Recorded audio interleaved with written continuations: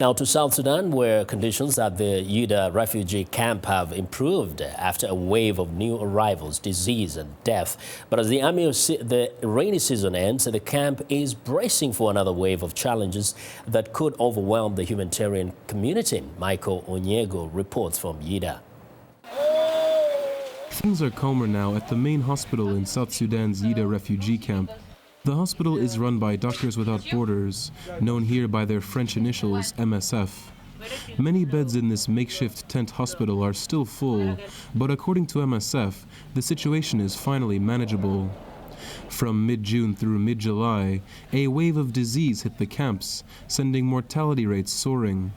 This was coupled by a rush of new refugees, as many as 1,000 per day.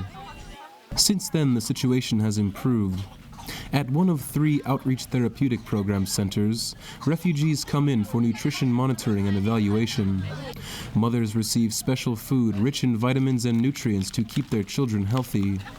The lines are still long, but MSF says the refugees are generally less malnourished. Marie is a nurse with MSF in charge of this clinic. Now there is a need. It's not so catastrophic like in July, but it can change quickly. If the malaria come, if cholera come, or if more people come, it can change very quickly and can be like in July. The refugees at Yida come from the heart of South Sudan's South Kordofan state. Fighting broke out in June of last year between the government and the rebel SPLA North, which was part of South Sudan's own rebel SPLA during the Sudanese Civil War. The camp now has more than 65,000 refugees who fled intense fighting and aerial bombardments by Sudanese warplanes. New arrivals say fresh fighting will soon drive many more over the border into South Sudan. 42-year-old Yusuf Al-Farik arrived with his daughter just days ago. He says they left their home when Sudanese troops started shelling the area. They are just shooting randomly. Maybe they are targeting an SPLA North position, but the shell doesn't hit that area. It hits the houses of the people there and wounds them.